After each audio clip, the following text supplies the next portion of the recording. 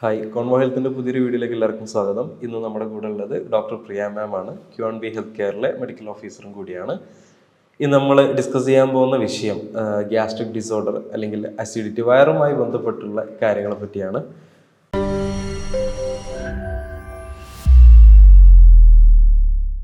ഡോക്ടറെ, എന്താണ് ഈ ഗ്യാസ്ട്രിക് ഡിസോർഡർ? അപ്പം ഗ്യാസ്ട്രിക് ഡിസോർഡർ എന്ന് പറഞ്ഞാൽ ആമാശയ സംബന്ധമായ രോഗങ്ങൾ. നമുക്കറിയാം, ഒരു ജനിച്ച് വീഴുന്ന കുഞ്ഞു തൊട്ട് ഏത് വാർദ്ധക്യത്തിൽ വരെ ഏതെങ്കിലും ഒരു ടൈമിൽ നമുക്ക് ആമാശയ സംബന്ധമായ എന്തെങ്കിലും രോഗങ്ങൾ അനുഭവിച്ചായിരിക്കും. അത് ബേസിക് ആയിട്ട് ഒരു വയറുവേദനയോ അല്ലെങ്കിൽ ഗ്യാസ് ട്രബിളോ അല്ലെങ്കിൽ അസിഡിറ്റി, പിന്നെ അത് ഗ്യാസ്ട്രിക് അൾസേഴ്സ് ആയിട്ട് മാറാം. അങ്ങനെ അത് ഡെവലപ്പ് ചെയ്ത് പോകുന്നതായിട്ട് കാണും. ഇങ്ങനെ പല കൂട്ടം രോഗങ്ങളെയാണ് നമ്മൾ ഗ്യാസ്ട്രിക് ഡിസോർഡേഴ്സ് അല്ലെങ്കിൽ ആമാശയ സംബന്ധമായ രോഗങ്ങൾ എന്ന് പറയാറ്. ഇതിൽ ഏറ്റവും ബേസിക് ആയിട്ട് കാണുന്ന ഒന്നാണ് ഗ്യാസ് ട്രബിൾ എന്നും നമ്മളെല്ലാവരും പറയുന്നു. കുഞ്ഞ് ജനിച്ച് വീണത് പാല് കുടിക്കുമ്പോൾ തൊട്ട് നമ്മൾ അതിനെ ബർപ്പ് ചെയ്ത് പറയുന്നത് നമ്മളത് ഗ്യാസ് കളയാമെന്നാണ്. അപ്പോൾ തൊട്ട് തുടങ്ങുന്ന കണ്ടീഷൻസ് ആണ് ഈ ഗ്യാസ് ട്രബിൾ. അല്ലെങ്കിൽ ഇതുമായി ബന്ധപ്പെട്ട ഒരുപാട് രോഗങ്ങൾ ഇന്ന് നമ്മുടെ ഇടയിൽ കോമൺ ആയി കാണുന്നുണ്ട്. ഈ ഗ്യാസ് ട്രബിളും അതേപോലെ അസിഡിറ്റിയും രണ്ടും തമ്മിൽ വ്യത്യാസമുണ്ടോ? ഗ്യാസ് ട്രബിൾ എന്ന് പറയുന്നത് നമ്മുടെ ചില ഭക്ഷണ രീതി, അല്ലെങ്കിൽ നമ്മുടെ ആ ഒരു ഭക്ഷണം കഴിക്കുന്നതിൻ്റെ തെറ്റായ രീതി, അല്ലെങ്കിൽ ചില ഭക്ഷണങ്ങളോട് നമ്മുടെ വയറ് ദഹിക്കാതെ വരുന്നത് കൊണ്ടുണ്ടാവുന്നതാണ് ഗ്യാസ് ട്രബിൾ.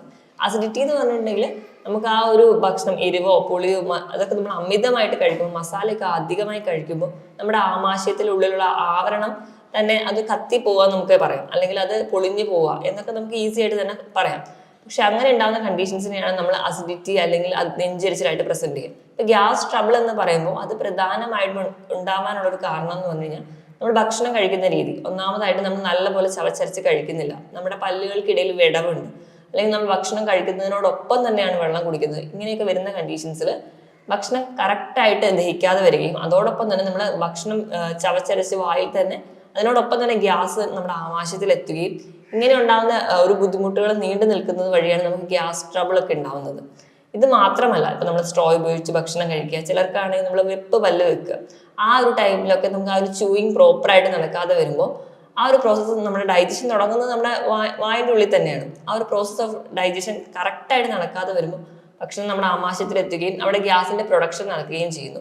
ഇതാണ് പ്രധാന കാരണം. ഇത് കൂടാതെ തന്നെ ചില മരുന്നുകൾ കഴിക്കുന്നതിന്റെ ഭാഗമായിട്ട്, തുടർച്ചയായിട്ട് മരുന്നുകൾ കഴിക്കുന്നതിന്റെ ഭാഗം, അല്ലെങ്കിൽ തന്നെ നമ്മൾ സ്വയം ചികിത്സിക്കുന്നതിന്റെ ഭാഗമായിട്ട് മെഡിക്കൽ ഷോപ്പിലൊക്കെ പോയി മെഡിസിൻസ് വാങ്ങിച്ച് കഴിക്കുന്നതിന്റെ ഭാഗമായിട്ട് ഇതൊക്കെ നമുക്ക് ഗ്യാസ് ട്രബിൾ ഉണ്ടാക്കുന്നുണ്ട്.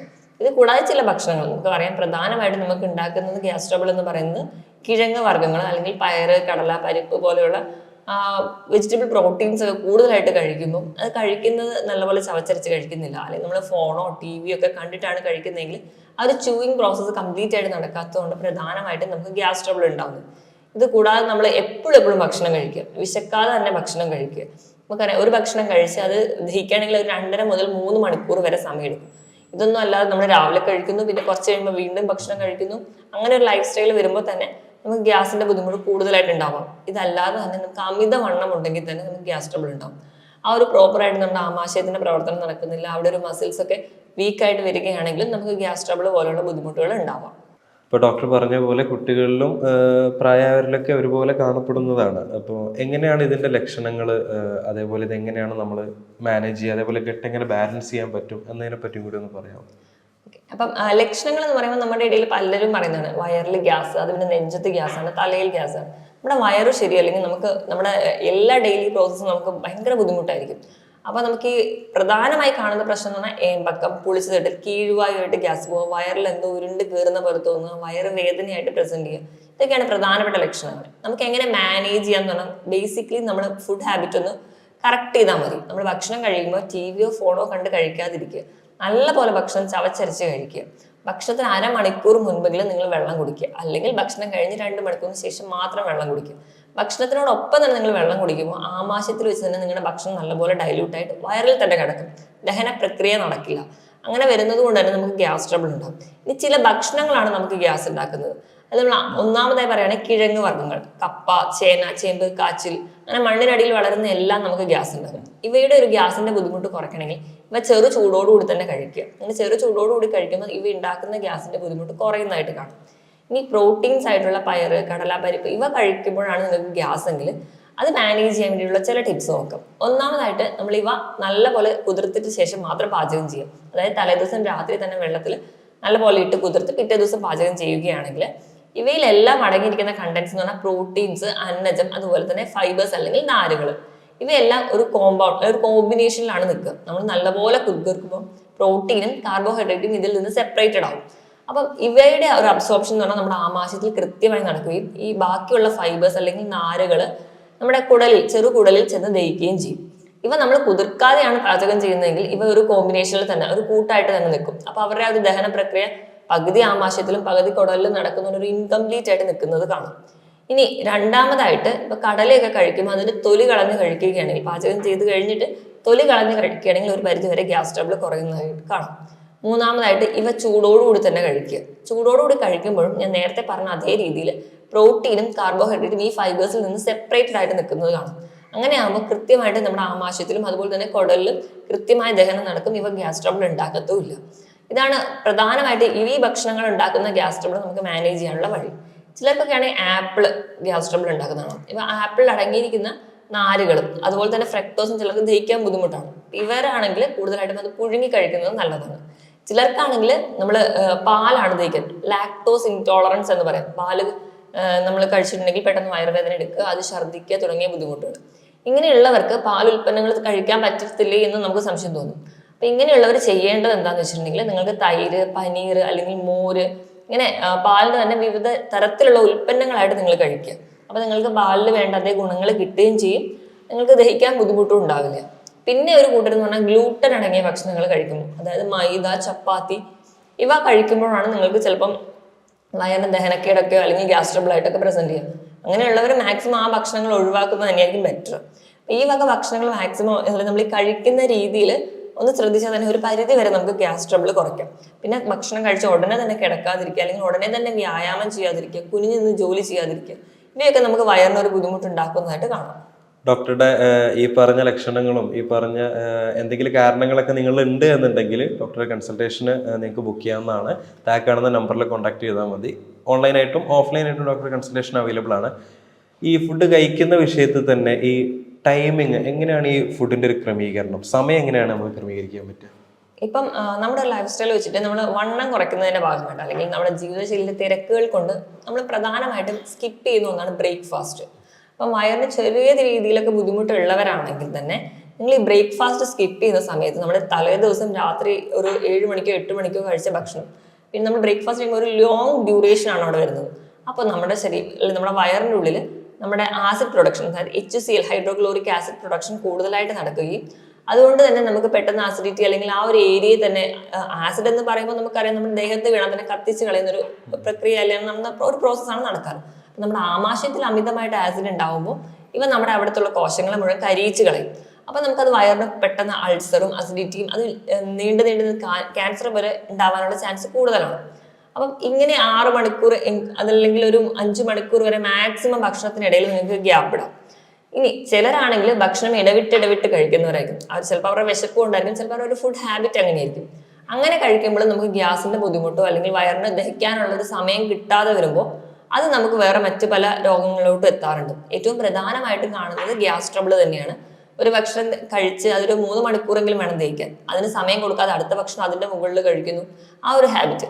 പിന്നെ നമ്മുടെ മലയാളികളെ എടുക്കുകയാണെങ്കിൽ നമ്മൾ എപ്പോഴും ഒരു ഊണ് കഴിഞ്ഞ് അല്ലെങ്കിൽ എന്തെങ്കിലും ഒരു ഭക്ഷണം കഴിച്ചു കഴിഞ്ഞ് നമ്മൾ ഫ്രൂട്ട്സ് കഴിക്കുന്ന ഒരു ശീലമുണ്ട്. അപ്പം അല്ലെങ്കിൽ നമുക്കറിയാം, നമുക്ക് സദ്യക്കാണെങ്കിൽ തന്നെ സദ്യ കഴിയുമ്പോൾ ഒരു പഴം കഴിക്കുക, അങ്ങനെ ഒരു ശീലമാണ് നമുക്ക് എല്ലാവർക്കും ഉള്ളത്. പക്ഷെ നിങ്ങൾ ശ്രദ്ധിക്കേണ്ട കാര്യം എന്ന് വെച്ചാൽ സദ്യ കഴിച്ചു കഴിഞ്ഞാൽ ദഹിക്കാനൊരു സമയം കൊടുക്കുന്നതിന്റെ മുൻപ് അല്ലെങ്കിൽ അതിന് മുകളിൽ നമ്മളൊരു പഴം കഴിക്കുമ്പോൾ ആദ്യം നമ്മുടെ പഴം അങ്ങ് ദഹിക്കും, അടി കിടക്കുന്ന ചോറ് അല്ലെങ്കിൽ ബാക്കി ഭക്ഷണങ്ങൾ ദഹിക്കാതെ വരും.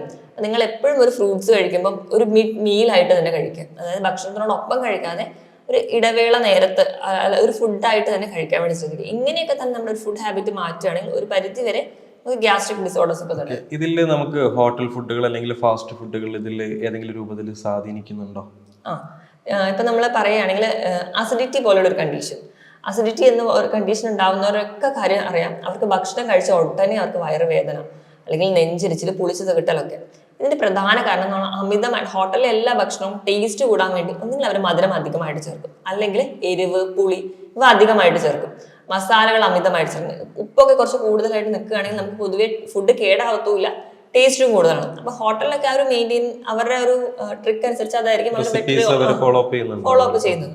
നമ്മൾ ഇത് അധികമായിട്ട് നമ്മുടെ വയറിൽ ചെല്ലുമ്പോൾ നമ്മുടെ ആമാശയത്തിലുള്ള കോശങ്ങൾക്ക് ചിലപ്പം ഇതൊന്നും താങ്ങാൻ പറ്റില്ല. എല്ലാം ഒരു മീഡിയം റേഞ്ചിൽ മാത്രമേ നമ്മുടെ ശരീരത്തിന് താങ്ങാൻ പറ്റുള്ളൂ. ഇതെല്ലാം അമിതമായിട്ട് ചെല്ലുമ്പോൾ അവിടെയുള്ള കോശങ്ങളൊക്കെ നീർക്കെട്ട് വരും. നീർക്കെട്ട് വന്നിട്ടുണ്ടെങ്കിൽ നമ്മുടെ ആമാശയത്തിലുള്ള നമ്മുടെ ഭക്ഷണം ദഹിക്കാനുള്ള എൻസൈംസോ അല്ലെങ്കിൽ മറ്റ് ആസിഡ് പ്രൊഡക്ഷനോ ഒന്നും കറക്റ്റായിട്ട് നടക്കില്ല. അപ്പം നമ്മുടെ ദഹന പ്രക്രിയ കൃത്യമായിട്ട് നടക്കില്ല. അത് വീണ്ടും നമുക്ക് അസിഡിറ്റി പോലെയുള്ള ബുദ്ധിമുട്ടുകൾ ഉണ്ടാവും. അതായത് നമ്മുടെ ഭക്ഷണം പോകുന്നത് നമ്മുടെ വായിൽ നിന്ന് നേരെ നമ്മുടെ അന്നനാളത്തിൽ നിന്ന് ആമാശയം പിന്നെ കുടലിലേക്കാണ് പോവുക. ഇപ്പം ഈ അസിഡിറ്റി വരുന്ന ഏറ്റവും പ്രധാനമായി കാണുന്ന ഒരു ഏരിയ എന്ന് പറഞ്ഞാൽ അന്നനാളവും ആമാശയവും തമ്മിൽ കണക്ട് ചെയ്യുന്ന ഒരു ജംഗ്ഷൻ ഉണ്ട്. ഗ്യാസ്ട്രോ ഈസോഫാജിയൽ ജംഗ്ഷൻ എന്നാണ് പറയാം. ഇവിടെയുള്ള കോശങ്ങളെ ആദ്യം ഇതങ്ങ് ബാധിക്കും. അപ്പൊ അവിടുത്തെ ഉള്ള കോശങ്ങളൊക്കെ ഒരു കരിഞ്ഞു പോകുന്നൊരു അവസ്ഥയായിരിക്കും ഉണ്ടാവുക. ഇങ്ങനെ കരിഞ്ഞു പോയി കഴിഞ്ഞാൽ നമ്മുടെ ഭക്ഷണത്തിന് തിരിച്ച് ആമാശയത്തിൽ നിന്ന് തിരിച്ച് അന്നനാളത്തിലേക്ക് മുകളിലേക്ക് കയറി വരാനുള്ള ചാൻസ് വളരെ കൂടുതലാണ്. ഇങ്ങനെ ഭക്ഷണം കയറി വരുന്നതിന്റെ ഭാഗമായിട്ട് നമ്മുടെ അന്നനാളത്തിലുള്ള കോശങ്ങൾ നശിക്കുന്നു. ഇങ്ങനെ നമുക്ക് മൊത്തം നമ്മുടെ ഒരു ഗ്യാസ്ട്രിക് ആ ഒരു പാത്വേ മുഴുവനായിട്ട് നശിക്കുന്നതായിട്ടാണ് കാണുന്നത്. ഡോക്ടർ പറഞ്ഞനുസരിച്ച് നമുക്ക് ഗ്യാസ്ട്രിക് പ്രോബ്ലംസ് എന്തെങ്കിലും ഉണ്ട് എന്നുണ്ടെങ്കിൽ അത് തിരിച്ചറിയാൻ വേണ്ടിയിട്ട് എന്തെങ്കിലും ടെസ്റ്റുകളോ കാര്യങ്ങളോ ഉണ്ടോ? ഇപ്പൊ നമ്മുടെ സിംറ്റംസ് അനുസരിച്ച് നമ്മുടെ ടെസ്റ്റുകൾ മാറിക്കൊണ്ടേയിരിക്കും. ബേസിക് ആയിട്ടുള്ള സിംറ്റംസ് ഇപ്പോൾ വയറുവേദനയാണെങ്കിൽ നമ്മൾ ബേസിക് ആയിട്ട് USS അബ്ഡോമൻ സ്കാൻ ചെയ്ത് നോക്കുക ചെയ്യുക. അപ്പോൾ വേറെ എന്തെങ്കിലും തടസ്സങ്ങളോ ബുദ്ധിമുട്ടുകളോ ഉണ്ടെങ്കിൽ അതിനനുസരിച്ച് നമ്മുടെ ട്രീറ്റ്മെന്റ് പോകും. അപ്പോൾ അവർക്ക് അസിഡിറ്റി അല്ലെങ്കിൽ നെഞ്ചരിച്ചിൽ പൊളിച്ചത് കിട്ടൽ ഇവ ബുദ്ധിമുട്ടുകളാണ് പറയുന്നതെങ്കിൽ നമ്മൾ എൻഡോസ്കോപ്പിയാണ് പ്രിഫർ ചെയ്യുക. എൻഡോസ്കോപ്പി എന്ന് പറയുമ്പോൾ ഒരു ചെറിയ ട്യൂബ് നമ്മൾ അന്നനാളത്തിലൂടെ ഇറക്കി നമ്മുടെ ഉള്ളിലുള്ള ആമാശയത്തിനെ മുഴുവൻ കാണുന്ന രീതിയിലാണ് അതിനെ ടെസ്റ്റ് ചെയ്യുക. അങ്ങനെ ടെസ്റ്റ് ചെയ്യുമ്പോൾ ചെറിയ അൾസേഴ്സോ അല്ലെങ്കിൽ പോളിപ്പോ അല്ലെങ്കിൽ അങ്ങനെ എന്തെങ്കിലും ഉണ്ടെങ്കിൽ നമുക്ക് തിരിച്ചറിയാൻ പറ്റും. അപ്പോൾ നമ്മൾ വേണ്ട രീതിയിൽ അതിൻ്റെ ഒരു ട്രീറ്റ്മെന്റ് ആണ് എടുക്കുക. അപ്പം അങ്ങനെ എന്തെങ്കിലും നമ്മൾ കാണുകയാണെങ്കിൽ ആ എൻഡോസ്കോപ്പി ചെയ്യുന്നതോടൊപ്പം തന്നെ അവിടുന്ന് ഒരു സ്ക്രാപ്പിങ്സ് എടുക്കും. അത് നമ്മൾ ബയോപ്സിക്കൊക്കെ വിടാറുണ്ട്. പിന്നെ അങ്ങനെ ഒരു ട്രീറ്റ്മെന്റ് മെത്തേഡാണ് ചെയ്യുക. ഇത് കൂടാതെ തന്നെ ബ്ലഡ് ടെസ്റ്റുകൾ ചെയ്യാറുണ്ട്. ഇനി അൾസർ പോലെയുള്ള കണ്ടീഷൻസ് ഒക്കെയാണ്, അതിപ്പോൾ H. പൈലോറി പോലെയുള്ള ഇൻഫെക്ഷൻസ്, അങ്ങനത്തെ ബാക്ടീരിയ മൂലം ഉണ്ടാകുന്ന ഇൻഫെക്ഷൻസ് ആണെങ്കിൽ നമ്മൾ അതറിയാൻ വേണ്ടി വേറെ ടെസ്റ്റുകളുണ്ട്. അതിന് ആ ഒരു ഇൻഫെക്ഷൻസ് ആയിട്ടുള്ള IgE, IgM അത് ടെസ്റ്റ് ചെയ്യാറുണ്ട്. അത് കൂടാതെ തന്നെ ഒരു H. പൈലോറിയുടെ പ്രസൻസ് അറിയാൻ വേണ്ടി ബ്രത്ത് ടെസ്റ്റ്, സ്റ്റൂൾ ടെസ്റ്റ് ഇതൊക്കെ ചെയ്യാറുണ്ട്. ഡോക്ടറുടെ കൺസൾട്ടേഷൻ ബുക്ക് ചെയ്യാനാണെന്നുണ്ടെങ്കിൽ നിങ്ങൾ താഴെ കാണുന്ന നമ്പറിൽ കോൺടാക്ട് ചെയ്താൽ മതി. ഓൺലൈനായിട്ടും ഓഫ്ലൈനായിട്ടും ഡോക്ടറുടെ കൺസൾട്ടേഷൻ അവൈലബിൾ ആണ്. അതേപോലെ ഇതിൻ്റെ ട്രീറ്റ്മെൻറ്റ് ഭാഗത്തേക്ക് നോക്കുകയാണെങ്കിൽ അല്ലെങ്കിൽ ഇപ്പോൾ കേൾക്കുന്ന ആളുകൾ പലരും വീട്ടമ്മമാരായിരിക്കും, വീട്ടിൽ ജോലി ചെയ്യുന്നവർ അല്ലെങ്കിൽ വീട്ടിലിരിക്കുന്ന ആളുകളുണ്ടാവും കൂടുതലും. അപ്പോൾ അവർക്ക് വീട്ടിൽ നിന്ന് തന്നെ ചെയ്യാൻ പറ്റുന്ന അല്ലെങ്കിൽ ബാലൻസ് ചെയ്യാൻ പറ്റുന്ന ഒരു ഷെഡ്യൂൾ ചെയ്യാൻ പറ്റുന്ന ചില ഭക്ഷണത്തിൻ്റെ ഒരു ക്രമീകരണവും അതേപോലെ എങ്ങനെ മാനേജ് ചെയ്യാൻ പറ്റും? അപ്പോൾ നമ്മൾ മാനേജ്മെന്റ് സൈഡിലോട്ട് പോകുകയാണെങ്കിൽ ആദ്യം തന്നെ ഒരു പ്രിക്കോഷൻ എന്ന രീതിയിൽ നമ്മൾ കുഞ്ഞുങ്ങളെ വളർത്തുമ്പോൾ തൊട്ട് നമ്മൾ ആ ഒരു മസാല കുറഞ്ഞ ഭക്ഷണങ്ങൾ അല്ലെങ്കിൽ നമ്മുടെ വീട്ടിൽ തന്നെ ഉണ്ടാക്കുന്ന ഭക്ഷണങ്ങൾ കൊടുത്ത് ശീലിപ്പിക്കുക. അങ്ങനെ ശീലിക്കുകയാണെങ്കിൽ തന്നെ ഒരു പരിധി വരെ നമുക്ക് ആമാശയ സംബന്ധമായ രോഗങ്ങൾ തടയാൻ പറ്റും. പിന്നെ കൂടുതലായിട്ടും ഇലക്കറികൾ, പഴവർഗ്ഗങ്ങൾ, പച്ചക്കറികൾ കൂടുതലായിട്ട് കഴിക്കുക. നമ്മൾ റെഡ് മീറ്റ് ഒക്കെ അമിതമായിട്ട് കഴിക്കുമ്പോൾ ദഹിക്കാനൊക്കെ കുറച്ചുകൂടി ബുദ്ധിമുട്ടാണ്. അപ്പോൾ അവയൊക്കെ കുറച്ചുകൂടി നമുക്ക് ഹെൽത്തി ആയിട്ടുള്ള ഭക്ഷണങ്ങൾ കഴിക്കുക. പിന്നെ ഭക്ഷണം കഴിക്കുന്നതും ഒരു പറഞ്ഞ ഇന്റർവെല്ലിൽ തന്നെ കഴിക്കാൻ വേണ്ടി ശ്രദ്ധിക്കുക. എപ്പോഴും വെള്ളം നല്ലപോലെ ഒരു 2 മുതൽ 3 ലിറ്ററോളം വെള്ളം സ്ഥിരമായി കുടിക്കാൻ വേണ്ടി ശ്രദ്ധിക്കുക. ചെറിയ രീതിയിലുള്ള വ്യായാമം ചെയ്യുന്നതും ഒരു പരിധി വരെ നമുക്ക് ഇങ്ങനത്തെയുള്ള കംപ്ലയിൻസ് ഒക്കെ കുറയ്ക്കുന്നത് കാണും.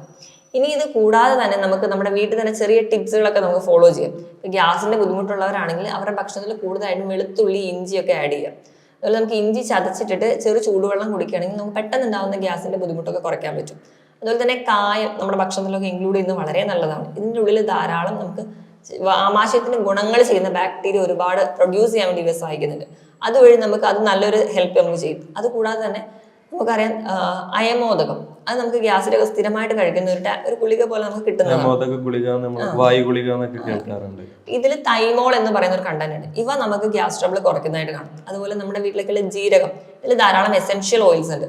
ഇവ നമുക്ക് ഗ്യാസ് ട്രബിൾ ഒക്കെ കുറയ്ക്കുന്നു. അപ്പോൾ അവ ഈ ജീരകമൊക്കെ ഇട്ട് വെള്ളം തിളപ്പിച്ച് കുടിക്കുകയാണെങ്കിൽ ഒരു പരിധി വരെയുള്ള കംപ്ലയിൻസ് ഒക്കെ നമുക്ക് വീട്ടിൽ തന്നെ മാനേജ് ചെയ്യും. പക്ഷെ നമ്മളിങ്ങനെ ഒരു ചെറിയ ടിപ്സ് ഒക്കെ വെച്ചിട്ട് സ്ഥിരമായിട്ട് ഗ്യാസ് ട്രബിളോ അല്ലെങ്കിൽ ഇങ്ങനെ വയറുവേദന, നെഞ്ചരിച്ചിട്ട് പോലെയുള്ള ബുദ്ധിമുട്ടുകളെ മാനേജ് ചെയ്യുകയാണെങ്കിൽ നമുക്കത് വേണ്ട രീതിയിൽ മാനേജ് ചെയ്യാനും പറ്റില്ല. പക്ഷെ നമുക്ക് ഈ കംപ്ലയിൻസ് വേഴ്സൺ ചെയ്ത് വന്നിട്ട് നമുക്ക് മറ്റ് കണ്ടീഷൻസിലോട്ട് പോകാം. അപ്പോൾ ഏറ്റവും ബെറ്റർ എന്ന് പറഞ്ഞാൽ ഇങ്ങനെ കണ്ടീഷൻസ് ബുദ്ധിമുട്ട് അല്ല കൂടുതലായിട്ട് നിൽക്കുകയാണ് അല്ലെങ്കിൽ കണ്ടിന്യൂസ് ആയിട്ട് നിൽക്കുകയാണെങ്കിൽ നിങ്ങൾ എപ്പോഴും നിങ്ങളൊരു ഡോക്ടറെ തന്നെ കൺസൾട്ട് ചെയ്യുക. നിങ്ങളുടെ അടുത്തുള്ള ഏതെങ്കിലും ഒരു ഫിസിഷ്യനെ കണ്ടിട്ട് ചിലപ്പോൾ നിങ്ങളുടെ ഒരു ഫുഡ് സ്റ്റൈൽ തന്നെ മാറ്റിയാൽ നിങ്ങൾക്ക് ഈ ഒരു കണ്ടീഷൻസ്, മെഡിസിൻസ് ഒന്നും ആവശ്യം ഉണ്ടാവില്ല. ഒരു ഫുഡ് ഹാബിറ്റ് മാറ്റിയാൽ തന്നെ ഒരു പരിധി വരെ നമുക്ക് കൺട്രോൾ ചെയ്യാം. ഇപ്പോൾ ഡോക്ടർ ട്രീറ്റ്മെന്റ് രീതിയാണെന്നുണ്ടെങ്കിലും നമ്മൾ മെഡിക്കേഷൻസ് എടുക്കേണ്ടി മെഡിക്കേഷൻ എടുക്കുന്നുണ്ട്. പിന്നെ അതേപോലെ ഒരു ഡയറ്റ്, ഫുഡ് ബേസ്ഡ് ഡയറ്റും പേഴ്സണൽ ഡയറ്റീഷ്യൻസ് കാര്യങ്ങളൊക്കെ ഉണ്ട്. ഇപ്പോൾ ഈ പ്രോബയോട്ടിക്സിനെ കുറിച്ച് നമ്മളിങ്ങനെ പറയലുണ്ട്. എന്താണ് ഈ പ്രോബയോട്ടിക്? അപ്പം നമ്മുടെ ശരീരത്തിൽ നല്ല ബാക്ടീരിയകൾ ഒരുപാടുണ്ട്. ബാക്ടീരിയ എന്ന് പറയുമ്പോൾ നമ്മൾ എല്ലാവരും വിചാരിക്കും എന്തോ അസുഖങ്ങൾ ഉണ്ടാക്കുന്ന ഒരു ജീവികൾ എന്നൊക്കെയാണ്, അല്ലെങ്കിൽ ഒരു മൈക്രോ ഓർഗാനിസം എന്നാണ് നമ്മൾ പറയുക. അതുകൂടാതെ നമ്മുടെ ശരീരത്തിന് ഒരുപാട് ഗുണങ്ങൾ ചെയ്യുന്ന ബാക്ടീരിയകളുണ്ട്. നമ്മുടെ ആമാശയത്തിൽ കാണുന്ന ഈ ബാക്ടീരിയകൾ ഒരുപാട് രോഗങ്ങളെ നമ്മുടെ ശരീരത്തിൽ നിന്ന് തടയാനും നമ്മുടെ രോഗപ്രതിരോധ ശേഷി കൂട്ടുന്നുണ്ട്. ഇവയുടെ ഉൽപാദനം അല്ലെങ്കിൽ ഇവരുടെ വളർച്ചയ്ക്ക് വേണ്ടി സഹായിക്കുന്ന ഫുഡ് അല്ലെങ്കിൽ ആ ഒരു വസ്തുക്കളെയാണ് നമ്മൾ പ്രോബയോട്ടിക്സ് എന്ന് പറയാം. ഏറ്റവും ബേസിക് ആയിട്ടുള്ള ഒരു പ്രോബയോട്ടിക് എന്ന് പറഞ്ഞാൽ നമ്മുടെ വീട്ടിലൊക്കെ ഉള്ള തൈര്, പുളിയില്ലാത്ത തൈര് ദിവസവും നിങ്ങളുടെ ഭക്ഷണത്തിൽ ഉൾപ്പെടുത്തുകയാണെങ്കിൽ നിങ്ങൾക്ക് ഇങ്ങനെയുള്ള രോഗങ്ങൾ ഉണ്ടാവാതിരിക്കാൻ ഒരു പരിധി വരെ സഹായിക്കും. നമ്മളറിയാം പണ്ട് കാലത്തൊന്നും ഇങ്ങനെ ഗ്യാസ്ട്രിക് കംപ്ലയിൻസോ അല്ലെങ്കിൽ ഗ്യാസ്ട്രിക് ക്യാൻസേഴ്സ് ഒന്നും ഒരുപാട് കേട്ടിട്ടില്ല. അതിനൊരു പ്രധാന കാരണം എന്ന് പറഞ്ഞാൽ നമുക്ക് പണ്ട് തലമുറയിലുള്ളവർക്കൊക്കെ ഏറ്റവും വലിയൊരു ശീലം എന്ന് പറഞ്ഞാൽ പഴങ്കഞ്ഞി കുടിക്കുക എന്നുള്ളത്. പഴങ്കഞ്ഞിയാണ് ഏറ്റവും ബെസ്റ്റ് ആയിട്ടുള്ള ഒരു പ്രൊബയോട്ടിക് ആയിട്ട് പറയുന്നത്. അപ്പം ഇങ്ങനെ തൈരൊക്കെ കഴിക്കാൻ ബുദ്ധിമുട്ടുള്ളവരാണെങ്കിൽ അല്ലെങ്കിൽ അങ്ങനെ താല്പര്യമില്ലാത്ത ഒരുപാട് പേരുണ്ട്. അപ്പോൾ അവർക്ക് ഈ പ്രൊബയോട്ടിക്സ് അവരുടെ ശരീരത്തിൽ കുറവായിരിക്കും. അങ്ങനെയുള്ളവർ എപ്പോഴും ഒരു ഫിസിഷ്യന്റെ കൺസൾട്ടേഷൻ എടുത്തതിന് ശേഷം മാത്രം നിങ്ങൾക്ക് പ്രൊബയോട്ടിക് ആയിട്ട് ക്യാപ്സ്യൂൾസ് എടുക്കാം. ഇതൊക്കെ കഴിക്കുകയാണെങ്കിൽ ഒരു പരിധി വരെ നമുക്ക് നമ്മുടെ ഗട്ട് ഹെൽത്ത് മെയിൻറ്റെയിൻ ചെയ്യാൻ പറ്റും. അതുവഴി നമുക്ക് ഇങ്ങനെ ആമാശയ സംബന്ധമായ രോഗങ്ങളെ തടയാനും പറ്റും. ഇപ്പോൾ ഡോക്ടർ ഈ പറഞ്ഞ ഏതെങ്കിലും ലക്ഷണങ്ങളോ കാരണങ്ങളോ നിങ്ങൾക്ക് ഉണ്ട് എന്നുണ്ടെങ്കിൽ തീർച്ചയായിട്ടും ഡോക്ടറെ കൺസൾട്ട് ചെയ്യുക. താഴെ കാണുന്ന നമ്പറിൽ കോൺടാക്ട് ചെയ്താൽ മതി. ഓൺലൈനായിട്ടും ഓഫ്ലൈനായിട്ടും ഇപ്പോൾ ഇവിടെ ഉള്ള ആളുകളാണെങ്കിൽ നാട്ടിലുള്ളവർക്ക് നേരിട്ട് വരാൻ പറ്റും. അതല്ലാതെ പുറത്തുള്ള ആളുകളാണെന്നുണ്ടെങ്കിൽ അവർക്ക് ഓൺലൈനായിട്ട് തന്നെ കൺസൾട്ട് ചെയ്യാൻ പറ്റും. മെഡിക്കേഷൻസ് കാര്യങ്ങളൊക്കെ അവിടേക്ക് എത്തിക്കുന്ന രൂപമാണല്ലോ ഉണ്ടാവും. ഹോമിയോയിൽ എങ്ങനെയാണ് ഇതിൻ്റെ ഒരു ട്രീറ്റ്മെൻറ്റ് രീതി വരുന്നത്?